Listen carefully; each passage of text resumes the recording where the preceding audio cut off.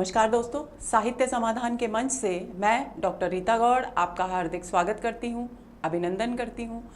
दोस्तों, आज के सत्र में हम पढ़ने वाले हैं एक बहुत ही महत्वपूर्ण नाट्य कृति जिसका शीर्षक है आधे अधूरे, और जो कृति है, जो रचना है मोहन राकेश की।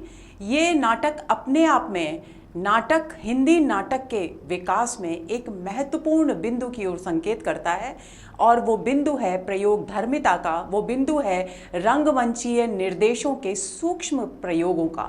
अपने आप में एक अनूठा नाटक होने के बावजूद ये नाटक आलोचकों, समीक्षकों के बीच बहुत अधिक चर्चा का विषय रहा। और दूसरी बात ये दोस्तों कि 1969 में इसका प्रकाशन हुआ, और उसके तुरंत बाद 2-3 महीनों के अंदर ही उसकी अनेक मंचीय प्रस्तुतियां हो गईं, और बहुत अधिक लोगों ने उसे सराहा भी, लेकिन आलोचना का पात्र भी ये नाटक बना। तो इस नाटक के विषय में खास बात यह है दोस्तों कि इसकी पात्र योजना, इसके रंगमंचीय निर्देश बहुत सूक्ष्म दृष्टि का, नाटककार की सूक्ष्म दृष्टि का परिचय देते हैं और नवीन प्रयोगों की ओर संकेत करते हैं। अमूमन हिंदी नाटकों में इस तरह के प्रयोग कभी किए ही नहीं गए। तो आज के सत्र में हम संक्षेप में इसके प्रतिपाद्य पर, कथ्य पर बात करेंगे। मोहन राकेश का जीवन परिचय हम पहले भी लहरों के राजहंस में पढ़ चुके हैं, तो हम उसे दोहराएंगे नहीं, क्योंकि कम समय में ज़्यादा से ज़्यादा उपयोगी सामग्री हो, इसकी ओर हमारा ध्यान केंद्रित रहेगा। और इस नाटक पर आधारित कुछ एक महत्वपूर्ण प्रश्नों पर भी बात करेंगे। तो चलिए शुरू करते हैं आज का सत्र। सबसे महत्वपूर्ण बात यह है दोस्तों कि 4 नाटक लिखे मोहन राकेश ने, जिनमें से पहला नाटक था आषाढ़ का एक दिन, दूसरा नाटक था लहरों के राजहंस जिसको हम पहले भी पढ़ चुके हैं, तीसरा नाटक है आधे अधूरे, और चौथा नाटक है पैरों तले की जमीन। पैरों तले की जमीन उनकी एक अपूर्ण नाट्य कृति है, यानी मोहन राकेश 1972 तक अपने निधन से पूर्व अपने जीवन काल में इस नाटक को पूरा नहीं कर सके। फलतः उनके निधन के बाद कमलेश्वर, जिन्हें आप बखूबी जानते हैं, हिंदी साहित्य जगत के एक महत्वपूर्ण हस्ताक्षर हैं, एक उल्लेखनीय उपन्यासकार और साहित्यकार हैं कमलेश्वर, तो उन्होंने इस नाटक को पूरा किया। तो मोहन राकेश का आधे अधूरे, जिस पर हम आज बात करने वाले हैं, वो उनके द्वारा रचित तीसरा नाटक है। 1969 में इसका प्रकाशन हुआ, और पहली नाट्य कृति एक बार आपकी स्मृति में ताज़ा रहे 1958 में, यानी आषाढ़ का एक दिन का प्रकाशन वर्ष है 1958, लहरों के राजहंस 1963, और 1969 है आधे अधूरे का प्रकाशन। इन तीनों क्रमों को आप अच्छी तरह से ध्यान में रखेंगे।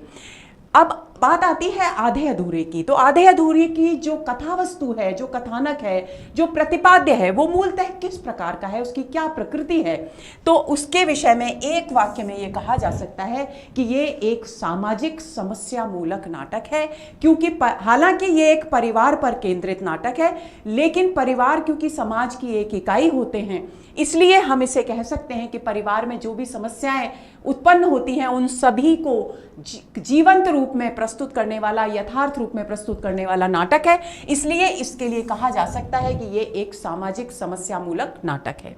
नाटक का प्रारंभ एक काले सूट वाले आदमी के द्वारा प्रस्तुत प्रस्तावना से होता है। ये पहला वो उल्लेखनीय बिंदु है दोस्तों, जो मोहन राकेश के नाट्य धर्मिता के एक नवीन प्रयोग की ओर सूचना देता है। सामान्यतः नाटक संवाद से ही प्रारंभ होते हैं, कुछ एक रंगमंचीय निर्देश दिए जाते हैं और नाटक शुरू हो जाता है। लेकिन इस नाटक में एक ऐसा अद्भुत प्रयोग किया मोहन राकेश ने कि एक उन्होंने कल्पित सृजन किया एक पात्र का, जिसका नाम है काले सूट वाला आदमी। और वो काले सूट वाला आदमी न केवल अपना परिचय देता है, बल्कि आज के समाज में विद्यमान जो अलग अलग परिवारों में जो व्यक्ति हैं, उनके आधे अधूरेपन की ओर संकेत करने के माध्यम से नाटक की मूल कथ्य की ओर भी संकेत करता है। पहला प्रयोग इसमें यह है, इसीलिए इन कुछ एक प्रयोगों के कारण इसे प्रयोगशील नाटक भी कहा जाता है। यह काले सूट वाला आदमी दोस्तों बहुत महत्वपूर्ण है। न केवल यह नाटक की प्रस्तावना प्रस्तुत करता है, बल्कि नाटक में जो 4 पुरुष हैं, पुरुष 1, पुरुष 2, पुरुष 3, पुरुष 4, उन चारों की भूमिका ये काले सूट वाला आदमी ही निभाता है, यानी अलग अलग पुरुषों के रूप में निभाता है। ये दूसरा नाटकीय प्रयोग है जो मोहन राकेश के द्वारा किया गया।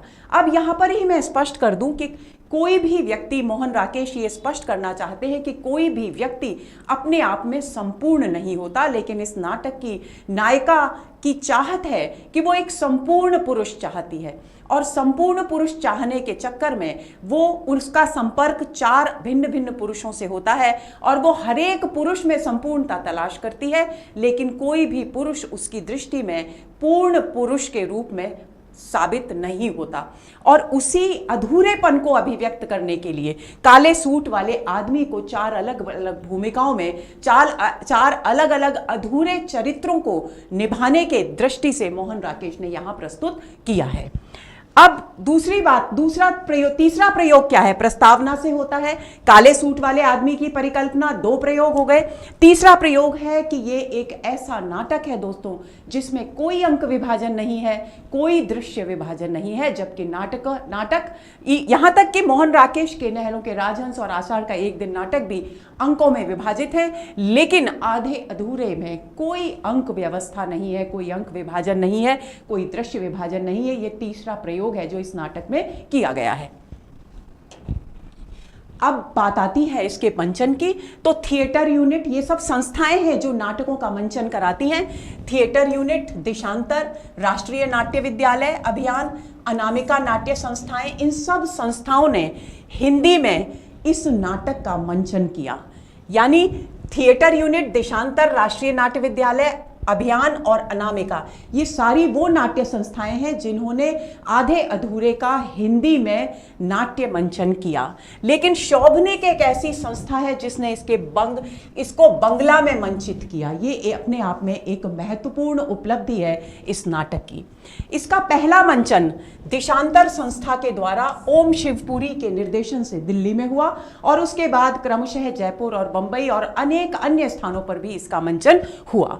4 पुरुषों की जो भूमिका, जिसकी बात मैंने की कि काले सूट वाला आदमी 4 अलग अलग पुरुषों की भूमिका में आता है, जिनको नाटककार ने नाम दिए हैं पुरुष 1, पुरुष 2, पुरुष 3, पुरुष 4, जो कि क्रमशः महेंद्रनाथ, सिंघानिया, जोगेश्वर और जुनेजा के नाम से हमारे सामने आते हैं।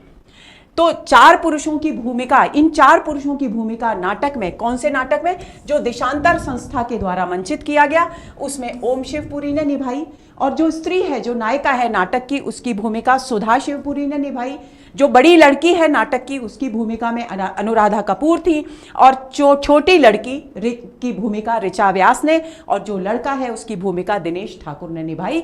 तो कई बार इस तरह का प्रश्न पत्रों में ये भी देखने को मिल रहा है आजकल कि इस तरह के मंचन से संबंधित नाटकों पर प्रश्न भी पूछे जाते हैं, तो आप इन बिंदुओं को अपने ध्यान में रख लेंगे।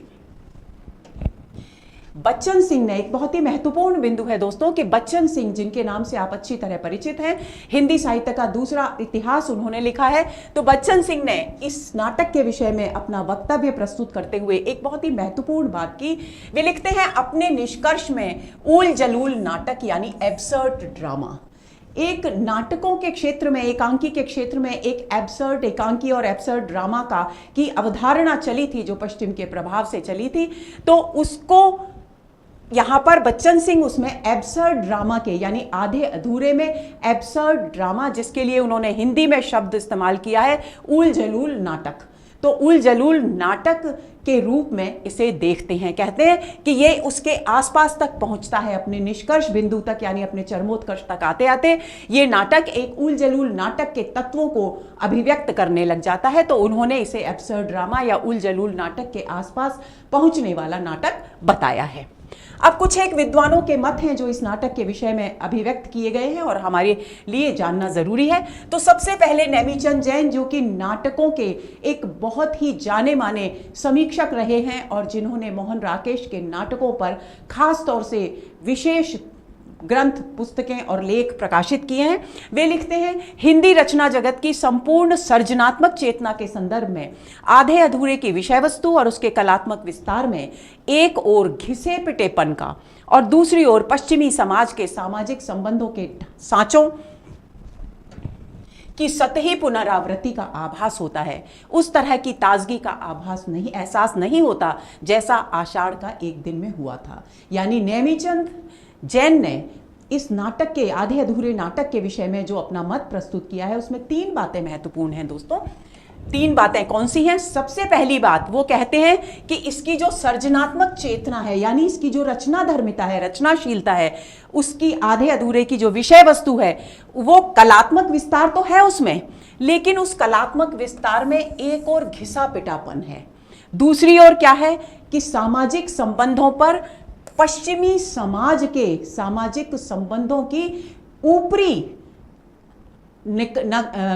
नकल दिखाई देती है, ऊपरी प्रभाव दिखाई देता है। वे लिखते हैं, पश्चिमी समाज के सामाजिक संबंधों के सांचे की सतही पुनरावृत्ति यानी ऊपर से ऐसा लगता है देखने पर जैसे पश्चिमी समाज के में जो सामाजिक संबंध हैं उनको ऊपरी तौर पर यहां दोहराया जा रहा है। और तीसरी बिंदु वो ये कहते हैं कि इस नाटक को पढ़ने से उस ताजगी का एहसास नहीं होता जो मोहन राकेश के पहले नाटक आषाढ़ का एक दिन को पढ़ने से हुआ था। तो ये 3 बिंदु नेमीचंद जैन के कथन के विषय में महत्वपूर्ण है, आप याद रखेंगे।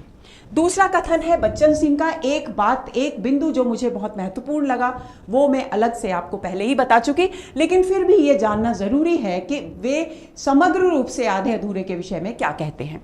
तो आधे अधूरे एक विवादास्पद नाटक है, बहुत ही महत्वपूर्ण बात है। किसने इसे विवादास्पद नाटक कहा है? डॉक्टर बच्चन सिंह, आपको कंठस्थ कर लेना है।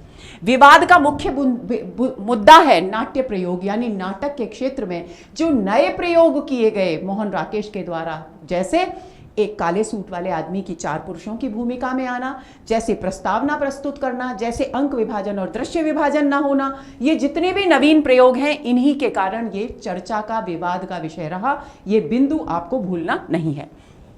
वे लिखते हैं आगे, कुछ लोगों की दृष्टि में वह समकालीन जीवन को यथार्थ स्तर पर उजागर करता है और कुछ लोगों की दृष्टि में उसमें जीवन की गहरी समस्याएं नहीं ली गई हैं। यानी दोनों तरह के मत आलोचकों के रहे इस नाटक को लेकर। कुछ लोगों ने कहा कि उस समय यानी 1969 में जो समाज था, जो समकालीन परिवेश था समाज का, उसकी यथार्थ अभिव्यक्ति है आधे अधूरे में। दूसरी ओर कुछ लोग कहते हैं कि उसमें जीवन की जो गहरी समस्याएं हैं उनको पूरी ईमानदारी से, पूरी गहराई से अभिव्यक्त नहीं किया गया, और यही चर्चा है, यही विवाद है। ये दोनों मत आधे भी हैं, अधूरे। अब इन दोनों मतों को ध्यान में रखकर डॉक्टर बच्चन सिंह कहते हैं कि ये दोनों मत पूरी तरह से अपने आप में सही नहीं है, क्योंकि न तो पहला मत सही है कि ये यथार्थ स्तर पर उजागर करता है सारी समकालीन जीवन के यथार्थ को, न दूसरा कथन सही है कि जीवन की गहरी समस्याएं यहां नहीं ली गई हैं। यानी दोनों मत अपने आप में आधे भी हैं और अधूरे भी। अपने नवीन नाट्य प्रयोग के कारण ही ये लोगों का ध्यान आकृष्ट कर सका। इस नाटक के पात्रों की निजता एक विशिष्ट महानगरीय परिवेश में खो गई है। दूसरी बात, वे क्या महसूस करते हैं कि इसमें जो नाटकीय नए प्रयोग किए मोहन राकेश ने, जिसकी चर्चा मैं कई बार कर चुकी अभी, तो उन नाटकीय प्रयोगों के कारण ही लोगों का इसकी ओर ध्यान आकर्षित हुआ। यानी ये इस नाटक की एक विशिष्टता है। दूसरी बात, बच्चन सिंह को क्या महसूस होती है कि इस नाटक में जितने भी पात्र हैं उन सबकी निजता, यानी उनका अपना निजी व्यक्तित्व महानगरीय परिवेश में खो गया है। यानी महानगरीय परिवेश का चित्रण करते हुए उन नाटकों का अपना अस्तित्व कहीं दिखाई देता ही नहीं। निजता के लोप का एक कारण आर्थिक भी है, और इस निजता के लोप का, यानी जो व्यक्तित्वहीनता है पात्रों की, जो पात्रों के व्यक्तित्व का अधूरापन है, उसका एक कारण तो है महानगरीय परिवेश और दूसरा कारण है आर्थिक संकट, जिससे परिवार का हर सदस्य अपने अपने स्तर पर जूझ रहा है। अब बात आती है तीसरे मत की, और वो तीसरा मत है डॉक्टर नगेंद्र का। वे लिखते हैं, आधे अधूरे मोहन राकेश का तीसरा नाटक है। वैवाहिक जीवन की मध्यवर्गीय विडंबनाओं के कारण परिवार का प्रत्येक व्यक्ति आधा अधूरा रहकर अपने अपने ढंग का संतरास भोगता है। संतरास यानी पीड़ा भोगता है। यानी हर व्यक्ति पहली समस्या इसमें क्या है? वैवाहिक जीवन की मध्यवर्गीय विडंबनाओं का चित्रण, और उन मध्यवर्गीय विडंबनाओं के कारण हर पात्र इसका अपने आप में आधा अधूरा है और अपने अपने स्तर पर इस आधे अधूरेपन की पीड़ा को भोगता है। नाटककार ने संतरास के मूल में कारणों की खोज की है कि और इस पीड़ा को भोगने का, इस अधूरेपन की पीड़ा के क्या कारण है, इनको डॉक्टर नगेंद्र मानते हैं कि नाटककार ने अभिव्यक्त करने की नाटक में पूरी कोशिश की है। यह विडंबना आर्थिक और मनोवैज्ञानिक दोनों प्रकार की हैं, और वे क्या मानते हैं कि ये जो विडंबना है ये आर्थिक भी है और ये मनोवैज्ञानिक भी है। और दूसरी ओर बच्चन सिंह कहते हैं महानगरीय परिवेश में खो गई है, और उसका एक कारण क्या है? उसका एक कारण आर्थिक है। यानी आर्थिक कारण को दोनों ही विद्वानों ने स्वीकार किया है। अब बात आती है इस नाटक के मूल कथ्य की। तो समकालीन जीवन को अभिव्यक्त करने वाला आधुनिक बोध और यथार्थ बोध से संपृक्त एक बहुचर्चित नाटक है। अब हम इसके एक एक बिंदु को, 2 बिंदु इस कथन में महत्वपूर्ण है। पहला, आधुनिक बोध। आधुनिक बोध क्या है? जो परंपरा हमारी बंधी बनाई, हमारा जो परंपरागत समाज का स्वरूप है, परिवार का जो ढांचा है, उससे अलग हटकर जब कोई भी साहित्यकार अपनी रचना में अभिव्यक्ति करता है तो उसे कहते हैं आधुनिक बोध। तो क्योंकि परंपरागत न तो समाज का ढांचा यहाँ है और न परिवार का ढांचा है, या इसलिए ये आधुनिक बोध का नाटक है, पहली बात। दूसरी बात, इसमें यथार्थ बोध है। यथार्थ बोध किस तरह से महानगरीय परिवेश में आर्थिक संकट से जूझता एक परिवार अपने जीवन की पीड़ाओं को अपने अपने स्तर पर भोगता है, उसका यथार्थ परक एक सच्चा चित्रण यहां देखने को मिलता है। इसलिए ये यथार्थ प्रयोग से युक्त नाटक है और बहुचर्चित तो ये था ही।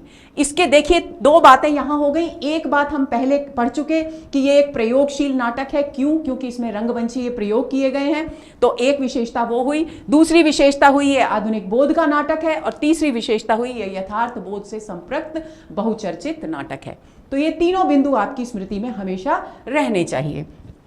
युगीन परिवेश ही नाटक का मूल प्रतिपाद्य है। अब यदि एक पंक्ति में ये पूछा जाए कि इस नाटक का मूल प्रतिपाद्य क्या है, तो हम कहेंगे युगीन परिवेश। यानी 1969 जब ये नाटक लिखा गया, उस समय किस तरह का परिवेश था, हमारे समाज का कैसा स्वरूप था, परिवार का कैसा ढांचा था, वही मूल प्रतिपाद्य है। उसको चित्रित करने के लिए नाटककार ने माध्यम बनाया है सावित्री और महेंद्र नाथ के एक परिवार का, जो आर्थिक संकटों से जूझ रहा है, अधूरेपन से जूझ रहा है, अपने व्यक्तित्व पर गहराते संकट से जूझ रहा है। आगे चलते हैं। आधे अधूरे एक ऐसे परिवार के धीरे धीरे विघटित होने की प्रक्रिया को पेश करता है, जिसमें पुरुष महेंद्रनाथ बहुत दिन पहले व्यापार में सारी पूंजी गंवाकर अब बेकार है, और पत्नी सावित्री नौकरी करके घर चलाती है। बिंदु ध्यान में रखेंगे, मैं दोनों विद्वानों डॉक्टर बच्चन सिंह और डॉक्टर नगेंद्र दोनों ने कहा आर्थिक कारण है इसका एक। डॉक्टर नगेंद्र उसके साथ साथ एक मनोवैज्ञानिक कारण मानते हैं, और बच्चन सिंह मानते हैं महानगरीय परिवेश का प्रभाव। तो हमको ये ध्यान में रखना है कि इसका जो नायक है उसका नाम है महेंद्रनाथ। इसे नाटक में प्रस्तुत किया गया है पुरुष 1 के रूप में, और इन सारे पुरुषों की भूमिका में कौन है? काले सूट वाला आदमी जिसने प्रस्तावना प्रस्तुत की है, ये भूलेंगे नहीं। तो ये नायक कौन हुआ? पुरुष महेंद्रनाथ है, और ये बहुत पहले अपने मित्र के साथ व्यापार करता था, लेकिन उस व्यापार में सारी पूंजी को गंवाकर अब घर पर बेकार बैठा है, यानी कोई काम नहीं करता। और सावित्री उसकी जो पत्नी है वो नौकरी करती है, और उसी की आय से, उसी की तनख्वाह से घर का काम चलता है। यानी आप अंदाज लगा सकते हैं कि एक बेकार बैठे पुरुष को झेलना एक स्त्री के लिए कितना कष्टकारक हो सकता है, और कम आमदनी में बड़े खर्चे को उठाना कितना कष्टकारक हो सकता है। वो सारी की सारी जीवन की विडंबनाएं यहां पर चित्रित की गई हैं। दूसरा बिंदु, परिस्थितिवश और अपने अपने स्वभाव के कारण दोनों एक दूसरे से नफरत करते हैं। मजेदार बात क्या है? मजेदार बात यह है कि जो पुरुष महेंद्रनाथ है और जो स्त्री सावित्री है, दोनों पति पत्नी है, लेकिन उनके जीवन में कुछ ऐसी परिस्थितियां उत्पन्न हो गई हैं कि वे एक दूसरे को पसंद ही नहीं करते। तो दोनों एक दूसरे से नफरत करते हैं, परंतु फिर भी दोनों में से किसी के लिए और कोई रास्ता नहीं है। न तो पत्नी सावित्री कहीं छोड़कर उसे जा सकती है और न महेंद्रनाथ घर छोड़कर कहीं और जा सकता है। तो दोनों की नियति एक दूसरे के साथ रहने में ही है। यही कारण है कि वो नफरत करते हुए भी एक दूसरे के आधे अधूरेपन को अब झेलते हुए भी साथ रहने के लिए विवश हैं और ये उनके जीवन की सबसे बड़ी विडंबना है। तो किसी के लिए और कोई रास्ता न होने के कारण वे एक दूसरे के साथ रहने के लिए विवश हैं। सावित्री को महेंद्रनाथ कैसा लगता है महेंद्रनाथ सावित्री को, उसके विषय में आपको ध्यान रखना चाहिए कि सावित्री को महेंद्रनाथ यानी उसका अपना पति दब्बू, व्यक्तित्वहीन, दूसरों पर निर्भर और एक आधा अधूरा आदमी लगता है। क्यों? क्योंकि वो अपने मित्र के साथ व्यापार में अपनी सारी पूंजी गंवा कर बैठा है। उसके बाद उसने कोई नया कार्य करने की कोशिश नहीं की और घर में वो एक व्यक्तित्वहीन पुरुष की तरह, दब्बू पुरुष की तरह बैठा है और वो हमेशा से दूसरों पर निर्भर, पहले व्यापार में अपने मित्र पर निर्भर, घर में अपनी पत्नी पर निर्भर, तो उसे वो एक आधे अधूरे आदमी के रूप में देखती है। सावित्री अपने लिए एक पूरा आदमी चाहती है। ध्यान देंगे, सावित्री के जीवन की सबसे बड़ी पीड़ा क्या है कि उसे अपने लिए सर्वगुण संपन्न एक पूरा आदमी चाहिए जो उसे नहीं मिलता और वास्तव में सर्वगुण संपन्न इस सृष्टि में कोई होता भी नहीं है। तो सावित्री अपने लिए एक पूरा आदमी चाहती है, इसलिए उससे कटती जाती है। किससे? अपने पति महेंद्रनाथ से कटती जाती है और लगातार किसी दूसरे आदमी की तलाश करती है जो उसे कहीं नहीं मिलता। और इसी तलाश में जो तीन अन्य पुरुष हैं, पुरुष 2, पुरुष 3, पुरुष 4 यानी सिंघानिया, जोगेश्वर और जुनेजा, ये 3 पुरुष सामने आते हैं।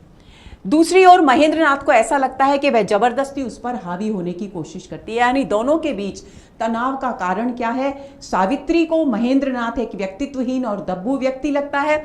महेंद्रनाथ को लगता है कि जबरदस्ती उस पर हावी होने की कोशिश करती है, उसे अपनी जिंदगी जीने नहीं देती, हमेशा अपमानित करती है। इसलिए वो बार बार उससे भागने की कोशिश करता है, लेकिन वह उस पर इतना अधिक निर्भर है कि हर बार लौट कर भी आ जाता है। यानी भागता भी है, भागना चाहता भी है, लेकिन नियति साथ रहने की ही है, इसलिए बार बार लौट कर आता है क्योंकि उसके सामने और कोई विकल्प है ही नहीं। स्पष्टतः दोनों को किसी भिन्न व्यक्ति की तलाश है, लेकिन दोनों को कोई भिन्न व्यक्ति नहीं मिलता। दोनों अपने आप में आधे से हैं, अधूरे से हैं और यही आधा अधूरापन जो है उनके व्यक्तित्व का, ये इस नाटक के शीर्षक का आधार है। पर दूसरा उस अधूरेपन को कम नहीं करता। देखिए, 2 स्थितियां होती हैं दोस्तों जीवन में। इस सृष्टि में कोई भी पूर्ण नहीं होता, संपूर्ण नहीं होता। हम जिस किसी व्यक्ति को अपने जीवन में स्वीकार करते हैं, हमें उसको उसके व्यक्तित्व की अच्छाइयों और बुराइयों के साथ स्वीकार करना पड़ता है। सावित्री के जीवन की सबसे बड़ी विडंबना यह है कि वो केवल श्रेष्ठ और संपूर्ण चाहती है और जो उसे नहीं मिलता। और यही स्थिति महेंद्रनाथ की भी है कि वो उसमें सावित्री के उस अधूरे व्यक्तित्व से संतुष्ट नहीं है, लेकिन दोनों एक दूसरे के साथ रहने के लिए विवश हैं। जो असंतोष सावित्री का इस नाटक में जितने प्रभावशाली और सशक्त तरीके से अभिव्यक्त हुआ है महेंद्रनाथ के प्रति, वो असंतोष महेंद्रनाथ का कभी कभी ही उभर कर सामने आता है। इतना दब्बू व्यक्तित्व यहाँ उसका चित्रित किया गया है। तो दोनों के साथ स्थिति यह है कि दोनों एक दूसरे के आधे अधूरेपन को और अधिक बढ़ाते हैं अपने व्यवहार के कारण, उसे पूरा नहीं करते, उसे कम करने की कोशिश नहीं करते। तो यानी पर दूसरा उस अधूरेपन को कम नहीं करता, बल्कि उसके अधूरेपन के एहसास को और अधिक बढ़ाता है। उसकी कमियों को सामने उजागर कर, उनकी आलोचना कर, उसके अधूरेपन को और अधिक हवा देता है, विकसित करता है। सबसे बड़ी विडंबना यह है कि दोनों इतने अधूरे, इतने पंगु हैं कि एक दूसरे को छोड़कर कहीं जा ही नहीं सकते। सावित्री जगमोहन के साथ घर छोड़ने का प्रयास करती है। ये कौन है? ये है पुरुष 3, पुरुष 1 महेंद्रनाथ, पुरुष 2 सिंघानिया, पुरुष 3 जगमोहन। जगमोहन जिसको मैंने कई बार जोगेश्वर कह दिया है दोस्तों, ध्यान देंगे, उसका नाम है जगमोहन। तो सावित्री जगमोहन के साथ घर छोड़ने का प्रयास करती है, परंतु असफल होकर लौट आती है। दोनों एक साथ रहने के लिए बाध्य हैं, शायद दुर्बलता के कारण, शायद आदत के कारण, शायद परिस्थितियों के कारण। यानी कुछ स्पष्ट नहीं है कि आखिर ऐसा कौन सा कारण है जिसकी वजह से वे दोनों इतने विवश हैं कि वे एक दूसरे को चाह कर भी छोड़ नहीं सकते। तो इसके विषय में यह कहा जा सकता है कि वो एक दूसरे की दुर्बलता के कारण, अब एक दूसरे के साथ रहने की आदत के कारण और जीवन में जो विषम परिस्थितियां हैं उनके कारण वो एक दूसरे के साथ रहने के लिए विवश हैं। उनका व्यक्तित्व अगर सबल होता तो वे संभवतः इस निर्णय को लेकर एक दूसरे का साथ छोड़कर जा सकते थे, लेकिन क्योंकि व्यक्तित्व दुर्बल है, एक दूसरे के साथ रहने की आदत पड़ गई है, तीसरा परिस्थितियां भी विषम है, तो उन तीन वजहों के कारण वे एक दूसरे के साथ रहने के लिए विवश हैं। पति पत्नी के बीच इस असामंजस्य और कलह का भरपूर असर बच्चों पर पड़ता है। बच्चे 3 हैं घर में, एक बेटा है और 2 बेटियां हैं, और जो कलह आपस में इन पति पत्नी के बीच होती है उसका पूरा का पूरा प्रभाव उन बच्चों पर भी दिखाई देता है। बड़ी बेटी बिन्नी अपनी मां के ही एक प्रेमी मनोज के साथ भागकर विवाह कर लेती है, किंतु बाद में दुखी और संत्रस्त रहती है। बेटा अशोक पिता की तरह ही बेकार है, उसका किसी नौकरी में मन नहीं लगता और मनपसंद कोई काम उसे मिलता नहीं है। छोटी बेटी किन्नी इस वातावरण में सहज ही बिगड़कर जिद्दी, चिड़चिड़ी और विद्रोही हो गई है। ये 3 बच्चों की स्थितियां हैं जो उनकी संतानें हैं। बिन्नी के इस घर में लौट आने और अशोक की बेकारी के रूप में जैसे सावित्री और महेंद्रनाथ की जिंदगियों में पुनरावृत्ति होती है और फिर से वैसी ही तनाव भरी, असंगत और व्यर्थतापूर्ण स्थितियों की नई शुरुआत होती है। दोस्तों, इसमें एक घटना इस तरह की आती है कि मनोज, जिसके साथ बड़ी लड़की भागकर जिसने विवाह कर लिया है, वो कुछ असंतुष्ट रहती है। दोनों के बीच में अबोले की स्थिति भी रहती है, दोनों के बीच विवाद भी होता है और वो एक बार बार कहता है कि परेशानी हम दोनों के बीच वो है, वो हवा जो हम दोनों के बीच से गुजरती है कि तुम्हारे परिवार में ऐसा कुछ है जो तुम अपने साथ वहां से लेकर आए हो। तो बिन्नी बार बार अपने घर में आकर ये जानने की कोशिश करती है कि आखिर इस घर में ऐसी कौन सी चीज है जिसे वो अपने साथ लेकर गई है और जिसकी वजह से वो अपने पति मनोज के साथ खुशी से, आनंद से, संतुष्टि से नहीं रह पाती। और जैसे ही बिन्नी घर आती है वैसे ही ऐसा लगता है जैसे नाटक में सावित्री और महेंद्रनाथ की जिंदगियों के बीच का जो तनाव है वो वापस से दोहराया जा रहा है। अब बात आती है नाटक के पात्रों की, क्योंकि पात्रों पर भी बहुत प्रश्न पूछे जाते हैं। सबसे पहला और महत्वपूर्ण पात्र जिसकी चर्चा मैं कर चुकी हूं, काले सूट वाला आदमी, जो प्रस्तावना प्रस्तुत करता है, पुरुष 1, पुरुष 2, पुरुष 3 तथा पुरुष 4 की भूमिकाओं में सामने आता है और इसकी उम्र नाटककार ने बताई है 49-50 वर्ष। आप दोस्तों, ये जो कुछ भी लेखक ने लिखा है नाटक के प्रारंभ में पात्र परिचय में, इसे कंठस्थ कर लेंगे क्योंकि इन पर भी प्रश्न पूछ लिए जाते हैं। पुरुष 1 जिसका नाम है महेंद्रनाथ, इसकी वेशभूषा क्या है आपको याद होनी चाहिए, पतलून और कमीज पहनता है। जिंदगी से अपनी लड़ाई हार चुकने की छटपटाहट की अभिव्यक्ति उसके व्यक्तित्व से होती है। यानी ये पंक्ति आपको कंठस्थ होनी चाहिए कि ये किससे संबंधित है, ये पुरुष 1 से संबंधित है। अब बात आती है पुरुष 2 की। पुरुष 2 का नाम है सिंघानिया। ये तो पतलून और कमीज पहनता है पुरुष 1 यानी महेंद्रनाथ। सिंघानिया पतलून और बंद गले का कोट पहनता है, स्वयं में संतुष्ट है किंतु आशंकित है। दोस्तों, सिंघानिया का व्यक्तित्व कुछ ऐसा है कि वो अपनी बात को अपने रुतबे को बढ़ा चढ़ाकर बात करता है।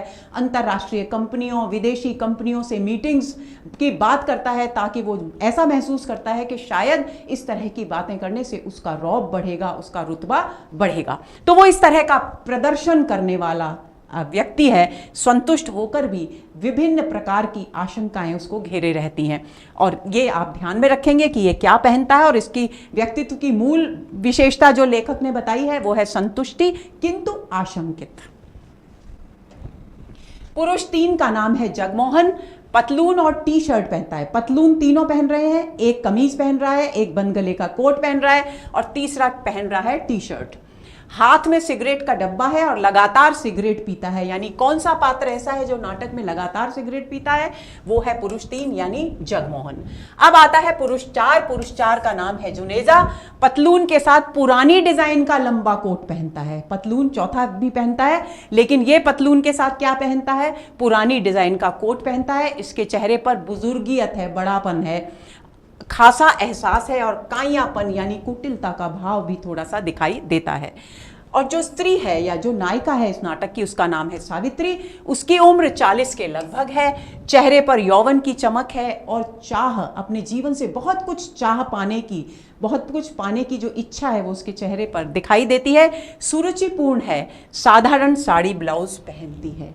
ये बात आपको ध्यान में रखनी है। उम्र खास तौर पर आप ध्यान में रखेंगे।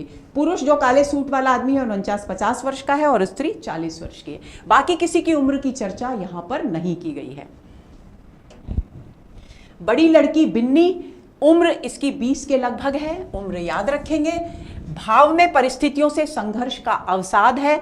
उतावलापन अभिव्यक्त होता है व्यवहार में और कभी कभी उम्र से ज्यादा बड़प्पन भी दिखाई देता है। व्यक्तित्व बिखरा हुआ है क्योंकि नाटक का शीर्षक है आधे अधूरे। अति साधारण साड़ी पहनती है। सुरुचिपूर्ण पहनती है वो स्त्री साड़ी ब्लाउज और ये अति साधारण साड़ी पहनती है। छोटी लड़की है किन्नी, उम्र 12-13 के मध्य है। या भाव, स्वर, चाल ढाल हर एक में विद्रोही स्वभाव की है। यानी किन्नी के व्यक्तित्व की सबसे महत्वपूर्ण विशेषता है उसका विद्रोही व्यक्तित्व। चुस्त फ्रॉक पहनती है और एक मोजे में सुराख है। दोस्तों, नाटककार ने ये क्यों लिखा कि एक मोजे में सुराख है? ये इस बात को स्पष्ट करता है कि इस परिवार में आर्थिक विपन्नता है। इसको स्पष्ट करने के लिए उन्होंने, नाटककार ने, मोजे में सुराख का उल्लेख किया है। लड़के का नाम है अशोक, उम्र 21 के आसपास। यानी तीनों बच्चों में सबसे बड़ा है अशोक, उसके बाद है बड़ी लड़की और उसके बाद है किन्नी छोटी लड़की। पतलून के अंदर दबी भड़कीली शर्ट जो धुल धुल कर घिस चुकी है। ये लिखने का क्या कारण है कि धुल धुल कर घिस चुकी है? ये भी परिवार की डामाडोल आर्थिक स्थिति, कमजोर आर्थिक स्थिति की ओर संकेत करता है। धुल धुल कर घिस चुकी है ऐसी कमीज पहनता है। चेहरे यहां तक कि हंसी में भी खास कड़वाहट की झलक है। यानी इतना असंतोष है अपने जीवन से कि वो हंसता भी है तो उसमें भी कड़वाहट झलकती दिखाई देती है। नाटक का प्रारंभ कैसे होता है? नाटक का प्रारंभ होता है कि मंच पर काले सूट वाला आदमी आता है और नाटक की अनिश्चितता, नाटक में अपनी भूमिका की अनिश्चितता की बात करता है और नाटक के मूल कथ्य में विद्यमान जो अधूरापन है उसकी ओर संकेत करता है। अनिश्चित स्थिति की ओर संकेत करता है जिसे जीने और भोगने के लिए इस नाटक का प्रत्येक पात्र अभिशप्त है। और ये जो बातें कही गई हैं ये प्रस्तावना में है।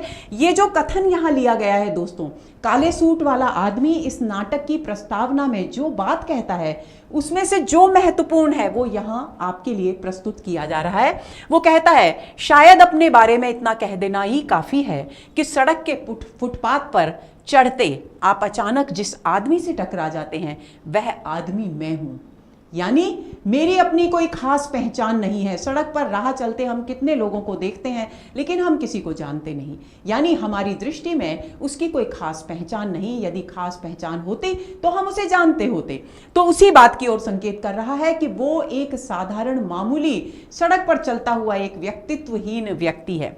टकराने के क्षण में आप मेरे लिए वही होते हैं जो मैं आपके लिए होता हूं।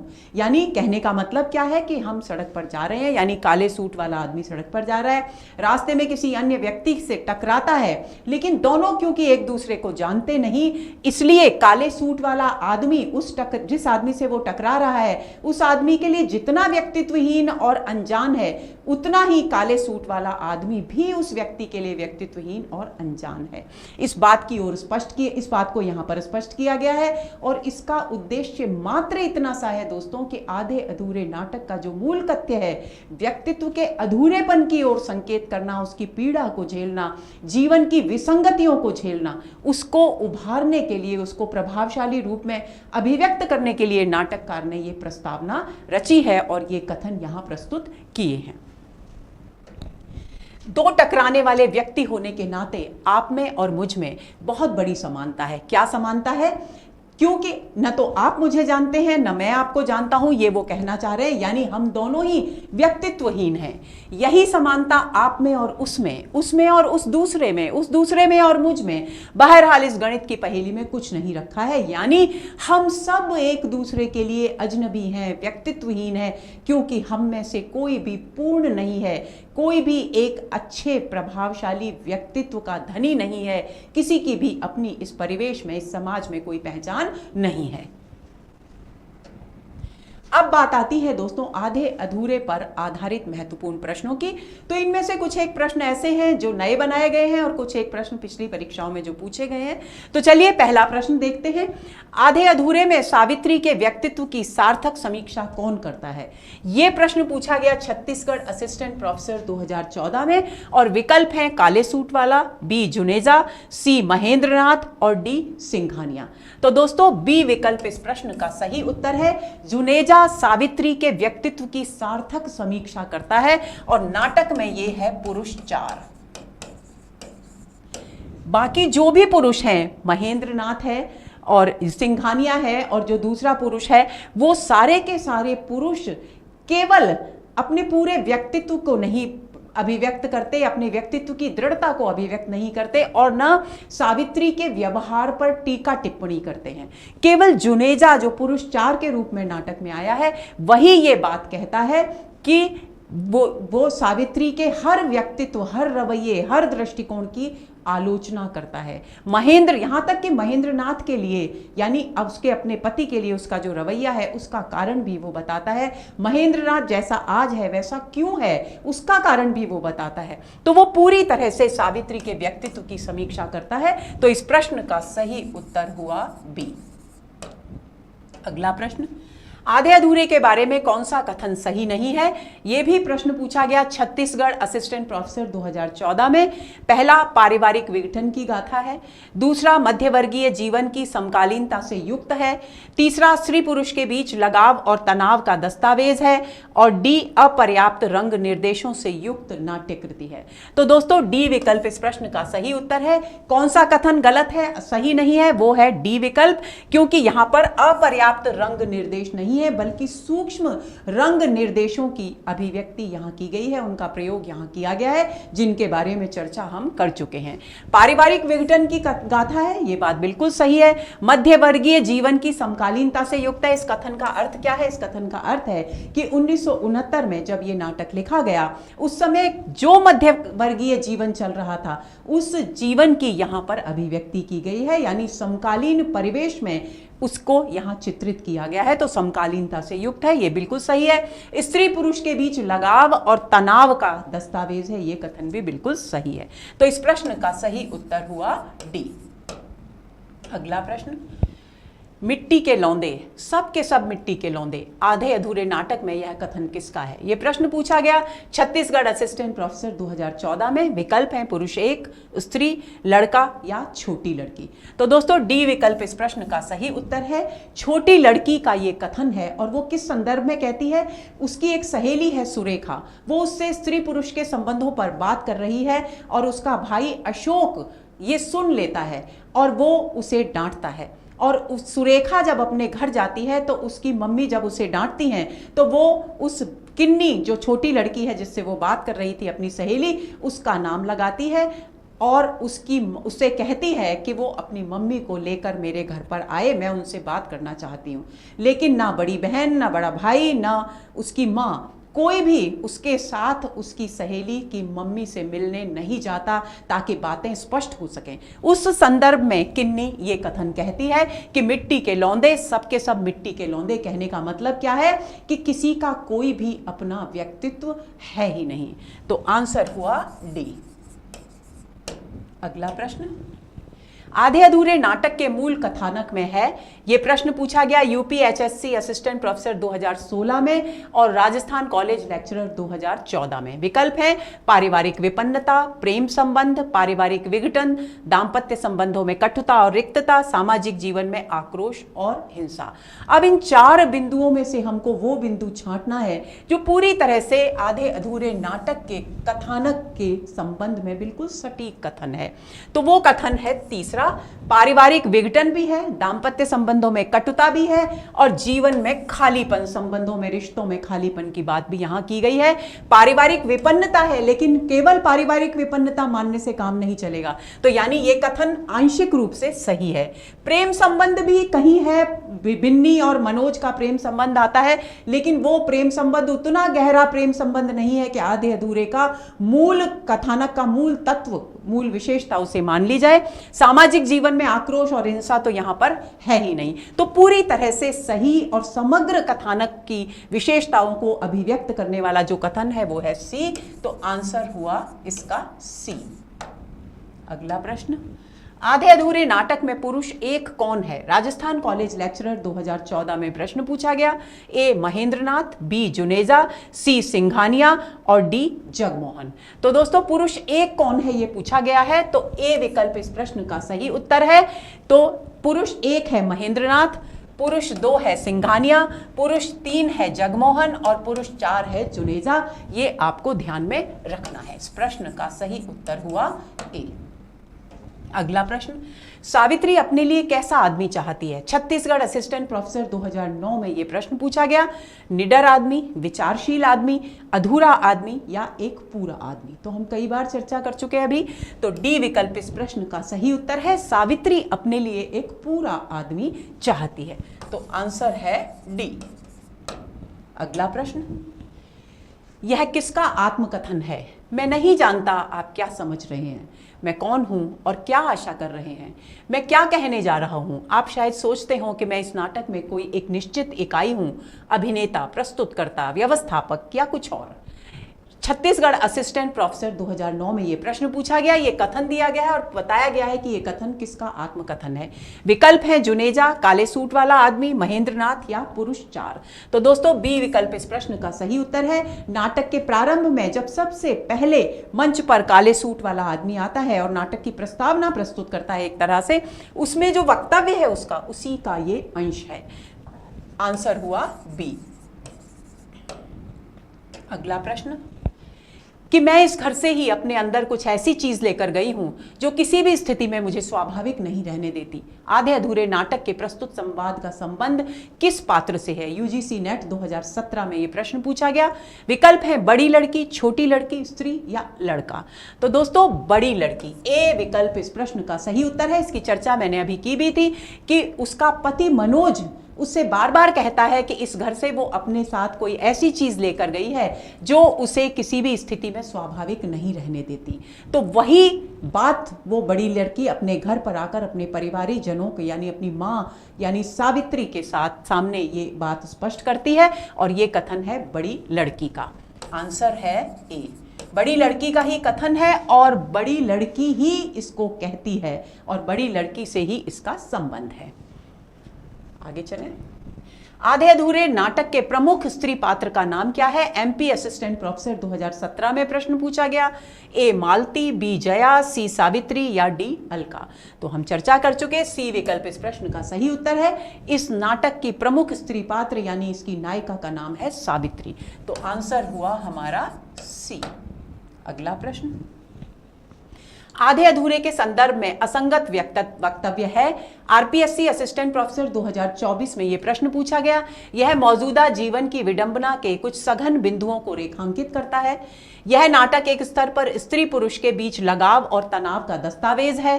इसके पात्र, स्थितियां, मनःस्थितियां आदर्शपरक एवं विश्वसनीय हैं। इस नाटक की अवधारणा के पीछे सूक्ष्म रंग चेतना निहित है। तो दोस्तों क्या पूछा गया है? असंगत वक्तव्य। तो मौजूदा जीवन की विडंबना और उसके कुछ सघन बिंदुओं को रेखांकित करता है, कथन बिल्कुल सही है। यह नाटक एक स्तर पर स्त्री पुरुष के बीच लगाव और तनाव का दस्तावेज है, यह भी बात बिल्कुल सही है। एक विद्वान ने यह बात कही भी है जिसका हम जिक्र कर चुके। इसके पात्र, स्थितियां, मनःस्थितियां, यहां कॉमा आएगा, आदर्शपरक एवं विश्वसनीय हैं, ये बिल्कुल गलत बात है क्योंकि बिल्कुल भी आदर्शपूर्ण मनःस्थितियां यहां पर नहीं है।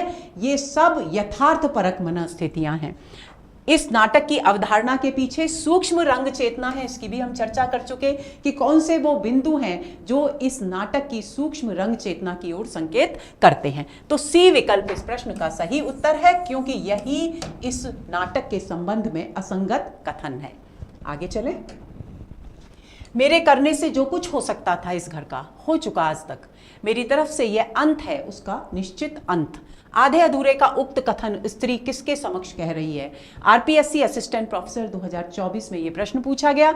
छोटी लड़की एवं बड़ी लड़की, लड़का एवं पुरुष दो, लड़का एवं बड़ी लड़की, लड़का एवं छोटी लड़की। तो दोस्तों सी विकल्प इस प्रश्न का सही उत्तर है। सावित्री अपना ये कथन अपने बेटे अशोक और बड़ी लड़की बिन्नी के सामने कह रही है। आंसर हुआ सी। अगला प्रश्न, आधे अधूरे के पात्रों के संबंध में गलत तथ्य है। काले सूट वाला आदमी पुरुष 4 की भूमिका में जिंदगी से अपनी लड़ाई हार चुकने की छटपटाहट लिए हुए, स्त्री वेशभूषा साधारण होते हुए भी सुरुचिपूर्ण और चेहरे पर यौवन की चमक, बड़ी लड़की भाव में परिस्थितियों से संघर्ष का अवसाद और उतावलापन, लड़का चेहरे और हंसी से झलकती एक खास तरह की कड़वाहट। तो दोस्तों पात्रों के विषय में हम पढ़ चुके हैं। तो काले सूट वाला आदमी पुरुष 4 की भूमिका में, यह कथन बिल्कुल गलत है। काले सूट वाला आदमी केवल पुरुष 4 की भूमिका में नहीं है, बल्कि पुरुष 1, पुरुष 2, पुरुष 3 और पुरुष 4 चारों भूमिकाओं में है। दूसरी बात, ये कथन जो है जिंदगी से अपनी लड़ाई हार चुकने की छटपटाहट लिए हुए, ये पुरुष 1 के जीवन से संबंधित है। और उस पुरुष 1 का नाम क्या है? उस पुरुष 1 का नाम है महेंद्र नाथ।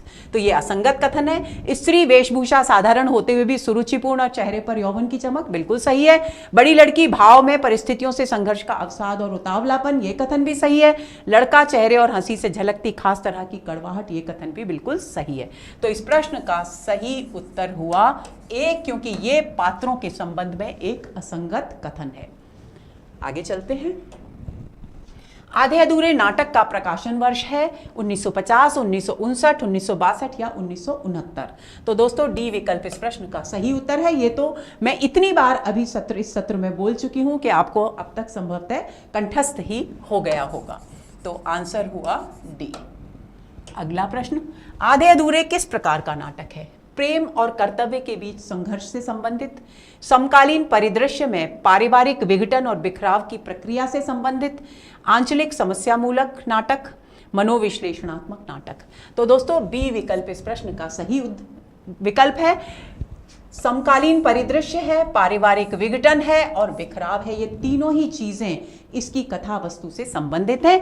तो इस प्रश्न का सही उत्तर हुआ बी। समस्यामूलक नाटक ये है, लेकिन ये आंचलिक नाटक नहीं है, इसलिए कथन गलत हो गया। मनोविश्लेषणात्मक नाटक ये है नहीं। प्रेम और कर्तव्य के बीच संघर्ष इसमें है नहीं। तो इस प्रश्न का सही उत्तर हुआ बी। आगे चले। आधे अधूरे नाटक का शीर्षक व्यंजित करता है पात्रों के चरित्र में व्याप्त अधूरेपन को, जिसे दूसरा पूरा करने की बजाय और अधिक बढ़ाता है। कथावस्तु में प्रारंभ से अंत तक व्याप्त बिखराव और अधूरेपन को, नाटककार के द्वारा समस्या को आधे अधूरे रूप में प्रस्तुत करने को, नाटककार के द्वारा समस्या का समाधान प्रस्तुत न करना पाने को। तो दोस्तों शीर्षक व्यंजित करता है ए विकल्प को, पात्रों के चरित्र में व्याप्त अधूरेपन को, जिसे दूसरा पूरा करने की बजाय और अधिक बढ़ाता है। ये जो विशेषता है इस नाटक की, इसी के आधार पर मोहन राकेश ने इसका शीर्षक आधे अधूरे लिख रखा है। कथावस्तु में प्रारंभ से अंत तक व्याप्त बिखराव और अधूरापन, ये बिल्कुल गलत है, क्योंकि पात्रों के व्यक्तित्व में बिखराव है। कथावस्तु पूरी तरह से सुगठित है, कहीं भी शिथिल और बिखरी हुई नहीं है। नाटक के द्वारा समस्या को आधे अधूरे रूप में प्रस्तुत करने को, यह भी बिल्कुल गलत है, क्योंकि नाटक में आधे अधूरेपन की समस्या है। समस्या को आधे अधूरे रूप में अभिव्यक्त करने की तो बात ही नहीं है। फिर अगला है समस्या का समाधान प्रस्तुत न कर पाने को। तो ऐसा समस्या का समाधान प्रस्तुत करने का कोई उद्देश्य ही नहीं है नाटककार का। नाटककार केवल उस अधूरे व्यक्तित्व के उस आधे अधूरेपन को अभिव्यक्त करना चाहता है, जिसके कारण एक परिवार के सदस्यों का जो जीवन है वो विडंबनापूर्ण, त्रासद और कष्टपूर्ण हो गया है। तो इस प्रश्न का सही उत्तर हुआ ए। अगला प्रश्न, आधे अधूरे एक विवादास्पद नाटक है। विवाद का मुख्य मुद्दा नाट्य प्रयोग है। यह कथन किसका है? रामविलास शर्मा, जगदीश चंद्र माथुर, नामवर सिंह या बच्चन सिंह। तो दोस्तों डी विकल्प इस प्रश्न का सही उत्तर है। बच्चन सिंह ने यह कहा है, इसकी चर्चा भी हम कर चुके हैं। तो इस प्रश्न का सही उत्तर हुआ डी। अब विवाद का आधार क्या बताया है? नाट्य प्रयोग, यानी नाटक में जो प्रयोग किए गए हैं वो ही चर्चा का विषय यहां पर रहे हैं। अगला प्रश्न, आधे अधूरे नाटक के कथ्य से संबंधित असंगत कथन है। यह नाटक उच्च मध्य वर्ग के बेबुनियाद रिश्तों का पर्दाफाश करता है। यह नाटक निम्न मध्यवित्तीय परिवार की स्थिति का जीवंत चित्र प्रस्तुत करता है। आधे अधूरे नाटक में पात्रों को उनके अधूरेपन के साथ चित्रित करता है, जो दूसरे के अधूरेपन को पूरा करने की बजाय उसे और अधिक बढ़ाते हैं। यह नाटक समकालीन भारतीय परिवार में व्याप्त तनाव, आपसी टकराव और रिश्तों के बनावटीपन को रेखांकित करता है। अब इन 4 कथनों में से हमें असंगत कथन छांटना है, तो एक एक कथन पर बात करते हैं। यह नाटक उच्च मध्यम वर्ग के बेबुनियाद रिश्तों का पर्दाफाश करता है, तो उच्च मध्य वर्ग तो यहां पर है ही नहीं। दूसरी बात, यह नाटक निम्न मध्यवर्गीय परिवार की स्थिति का जीवंत चित्र प्रस्तुत करता है, यह बिल्कुल सही है। आधे अधूरे नाटक में पात्रों को उनके अधूरेपन के साथ प्रस्तुत किया गया है और प्रत्येक पात्र दूसरे पात्र के अधूरेपन को कम करने की बजाय बढ़ाता है, यह कथन भी बिल्कुल सही है। और यह नाटक समकालीन भारतीय परिवार में व्याप्त तनाव, आपसी टकराव और रिश्तों के बनावटीपन को रेखांकित करता है, यह कथन भी बिल्कुल सही है। तो यह कथन असंगत कथन है, तो इस प्रश्न का सही उत्तर हुआ ए, क्योंकि बेबुनियाद रिश्तों की तो बात यहां है ही नहीं, यहां बात है रिश्तों के खोखलेपन की। आगे चलते हैं। उसमें आम हिंदी नाटक से भिन्न आज की जिंदगी के लिए प्रासंगिक नाटकीय अनुभव है, जो उसे एक महत्वपूर्ण और उल्लेखनीय नाटक का दर्जा देता है। इस उपलब्धि के बावजूद इस बात को भी नजरअंदाज नहीं किया जा सकता कि आधे अधूरे कोई बड़ा विक्षोभकारी सर्जनात्मक अनुभव नहीं प्रस्तुत करता। यह कथन किस विद्वान का है? बच्चन सिंह, डॉक्टर नगेंद्र, नेमीचंद जैन या रामचंद्र तिवारी? तो दोस्तों सी विकल्प इस प्रश्न का सही उत्तर है। नेमीचंद जैन, जो कि मैंने आपको शुरू में ही बताया कि मोहन राकेश के नाटकों के बहुत अच्छे समीक्षक रहे हैं, उनके द्वारा ये बात प्रस्तुत की गई थी। आप इस कथन में इस भाग को ध्यान दे लें कि इस उपलब्धि के बावजूद इस बात को भी नजरअंदाज नहीं किया जा सकता कि आधे अधूरे कोई बड़ा विक्षोभकारी सर्जनात्मक अनुभव नहीं प्रस्तुत करता। इस एक पंक्ति को पर भी प्रश्न पूछा जा सकता है कि किस विद्वान ने यह कहा है कि आधे अधूरे कोई बड़ा विक्षोभकारी सर्जनात्मक अनुभव नहीं प्रस्तुत करता, तो आपका उत्तर होना चाहिए नेमीचंद जैन। तो इस प्रश्न का सही उत्तर हुआ सी। अगला प्रश्न, आधे अधूरे नाटक का नायक है जुनेजा, महेंद्रनाथ, मनोज या जगमोहन? तो दोस्तों बी विकल्प इस प्रश्न का सही उत्तर है। महेंद्रनाथ इस आधे अधूरे नाटक के नायक है, तो आंसर हुआ इस प्रश्न का बी। शायद अपने बारे में इतना कह देना ही काफी है कि सड़क के फुटपाथ पर चलते आप अचानक जिस आदमी से टकरा जाते हैं वह आदमी मैं हूं। आधे अधूरे नाटक में यह कथन किसका है? अशोक, जगमोहन, जुनेजा या काले सूट वाला आदमी? तो इस कथन की हम शुरू में भी चर्चा कर चुके। डी विकल्प इस प्रश्न का सही उत्तर है। बहुत ही महत्वपूर्ण कथन है दोस्तों, इसे आप ध्यान में रखेंगे। तो काले सूट वाले आदमी का यह कथन है, तो इस हिसाब से इस प्रश्न का सही उत्तर हुआ डी। वजह सिर्फ वह हवा है जो हम दोनों के बीच से गुजरती है। आधे अधूरे नाटक का यह कथन व्यंजित करता है अनचाहा तनाव, व्यक्तित्व का अधूरापन, साथ रहकर भी अजनबीपन का एहसास, उपर्युक्त सभी। तो दोस्तों इस कथन में ये तीनों बातें हैं, तो डी विकल्प इस प्रश्न का सही उत्तर है। तो आंसर हुआ डी। अब बात यह है कि ये कथन किससे संबंधित है? ये कथन बड़ी लड़की कहती है अपने और अपने पति मनोज के रिश्ते को लेकर अपने घर आने के बाद। तो वो कहती है, उसकी माँ यानी स्त्री सावित्री पूछती है कि आखिर क्या वजह है तनाव की? तो वो कहती है कि वजह सिर्फ वो हवा है जो हम दोनों के बीच से गुजरती है, यानी अपने दोनों के रिश्तों में जो अनचाहा तनाव है, जिसको वो नहीं जानती कि क्या कारण है। अनचाहा तनाव है, व्यक्तित्व का जो दोनों का अधूरापन है, और साथ रहकर भी वो जो अजनबीपन का एहसास से घिरे हुए हैं। ये तीनों बिंदु यहां इस एक कथन में अभिव्यक्त किए गए हैं, इसलिए इसका सही उत्तर होगा डी। आगे चलें। कहाँ छिपी है वह मनहूस चीज जो वह कहता है मैं इस घर से अपने अंदर लेकर गई हूं? इस कथन में वह आधे अधूरे नाटक के किस पात्र से संबंधित है? मनोज से, अशोक से, महेंद्रनाथ से या जगमोहन से? तो दोस्तों ए विकल्प इस प्रश्न का सही उत्तर है। ये कथन भी बड़ी लड़की का कथन है, और वो ये जो वह शब्द है यानी वो मनोज यानी अपने पति के विषय में ये बात कर रही है, तो ए विकल्प इस प्रश्न का सही उत्तर है। अगला प्रश्न, आधे अधूरे नाटक का अंत निम्न में से किस घटना के साथ हुआ है? महेंद्र नाथ के घर लौटने के साथ, जुनेजा के क्रोध में बाहर निकलने के साथ, स्त्री और पुरुष एक के संबंध विच्छेद के साथ, या जगमोहन के साथ स्त्री के चले जाने के साथ? तो दोस्तों ए विकल्प इस प्रश्न का सही उत्तर है। महेंद्र नाथ गुस्से में घर से वापस जाता है, बाहर चला जाता है और लौट कर नहीं आता, फिर नाटक के अंत तक आते आते वो लौट करके आता है। तो ए इस प्रश्न का सही उत्तर है। जुनेजा क्रोध में निकलकर बाहर नहीं जाता, ये तीनों घटनाएं होती ही नहीं है नाटक में, केवल यही एक घटना होती है, इसलिए इस प्रश्न का सही उत्तर है ए। वह सचमुच हंसता था, अंदर से हंसता था, पर यह तभी था जब कोई उस पर यह साबित करने वाला नहीं था कि कैसे हर लिहाज से वह हीन और छोटा है, इससे, उससे, मुझसे, तुमसे, सभी से। आधे अधूरे नाटक की यह पंक्ति निम्न में से किस पात्र से संबंधित है? जुनेजा से, महेंद्रनाथ से, जगमोहन से, या मनोज से?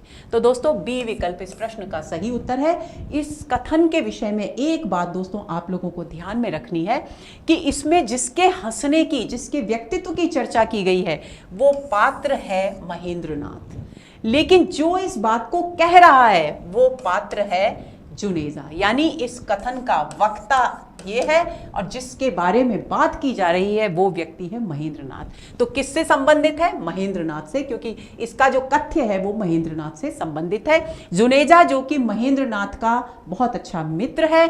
दूसरी बात, सावित्री के व्यक्तित्व की हर गलत बात को वो आलोचना की दृष्टि से देखता है, अपना विचार उस पर प्रस्तुत करता है, और सावित्री से बातचीत के दौरान ही जब महेंद्रनाथ की कमियों को उजागर करती है सावित्री, तब वो कहती है कि पहले तो वो बहुत हंसता था, तब वो कहता है जुनेजा कि वह सचमुच हंसता था, अंदर से हंसता था। क्यों हंसता था? क्योंकि वो उसका स्वभाव उतना अच्छा था, लेकिन उस समय कोई उसके व्यक्तित्व पर यह साबित करने वाला नहीं था कि वो कितना हीन और छोटा है। यानी उसको हर घड़ी कोई ये एहसास नहीं कराता था कि वो दूसरे की तुलना में बहुत तुच्छ और हीन या निम्न कोटि का प्राणी है। यानी उसका इशारा किसकी तरफ है? उसका इशारा है सावित्री की तरफ। तो हीन और छोटा है, इससे, उससे, मुझसे, तुमसे, सभी से। यानी उसको हर पल ये एहसास कराया जाता है सावित्री के द्वारा। जुनेजा ये कहने की कोशिश कर रहा है किसको? महेंद्रनाथ को, कि वो सबकी तुलना में बहुत तुच्छ और हीन है। यही कारण है कि उसकी वो उन्मुक्त हंसी अब गायब हो गई है। अब केवल वो ऊपर से हंसता है, अंदर से जैसे पहले हंसा करता था वैसे वो नहीं हंसता। तो ये कथन संबंधित है महेंद्रनाथ से और कहा गया है जुनेजा के द्वारा। तो इस प्रश्न का सही उत्तर हुआ बी। अगला प्रश्न, आधे अधूरे नाटक के निम्न संवादों को संबंधित पात्रों के साथ सुमेलित कीजिए। ये संवाद दिए गए हैं, ये पात्र दिए गए हैं।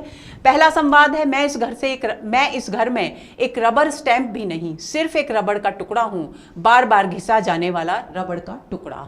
दूसरा कथन है, जिनके आने से हम जितने छोटे हैं उससे और छोटे हो जाते हैं अपनी नजर में।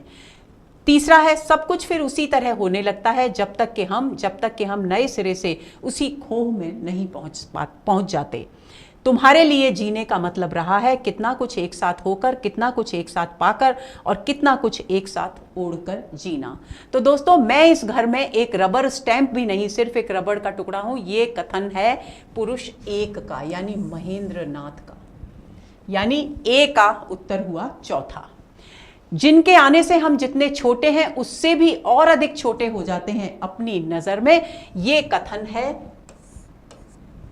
लड़के का, अशोक का, जो अशोक के नाम से जो पात्र आया है। सिंघानिया जब घर पर आता है तो सिंघानिया का क्योंकि स्वभाव है कि वो अपने ओहदे, अपने समाज में, परिवेश में व्याप्त जो प्रभाव है उसको बढ़ा चढ़ाकर दूसरों के सामने ये प्रदर्शित करता है कि मैं बहुत ही महत्वपूर्ण और प्रभावशाली व्यक्ति हूं। तो उसके जाने के बाद और लड़का उसके विषय में ये कथन कहता है कि वो उन लोगों से नफरत करता है जिसके आने से हम जितने छोटे हैं उससे भी और छोटे अपनी नज़र में हो जाते हैं। तो ये कथन है लड़के का। सब कुछ फिर उसी तरह से होने लगता है जब तक कि हम जब तक कि हम नए सिरे से उसी खोह में नहीं पहुंच जाते। ये कथन है बड़ी लड़की बिन्नी का, जबकि वो घर लौट कर आती है और जब उसकी माँ उसके पति के साथ उसके संबंधों पर बात करती है, तब वो कहती है कि हमारे बीच न जाने कौन सा ऐसा तनाव का कारण है जो मुझे समझ में नहीं आता, जिसकी वजह से हम एक दूसरे के साथ रहकर भी एक दूसरे को नहीं जान पाते। और जिसके लिए वो कहती है कि वजह वो हवा है जो हम दोनों के बीच से होकर गुजरती है।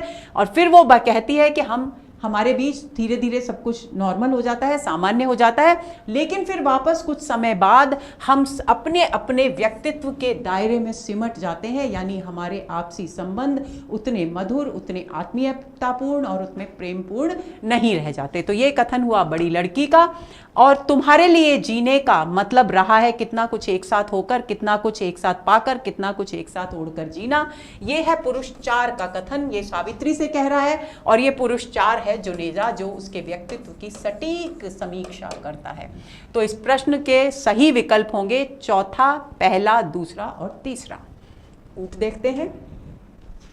चौथा, पहला, दूसरा और तीसरा, बी विकल्प इस प्रश्न का सही उत्तर है। आंसर हुआ बी। तो दोस्तों, ये हुआ हमारा आज का सत्र, जिसमें हमने न केवल आधे अधूरे के स्वरूप, उसकी विशेषताओं, उसके मूल कथ्य, उससे संबंधित महत्वपूर्ण तथ्यों, उसके पात्रों पर बात की, बल्कि उस पर आधारित महत्वपूर्ण प्रश्नों की भी चर्चा की। उम्मीद करती हूँ कि आगामी परीक्षा के दृष्टि से ये सत्र आपके लिए बहुत बहुत बहुत महत्वपूर्ण होगा।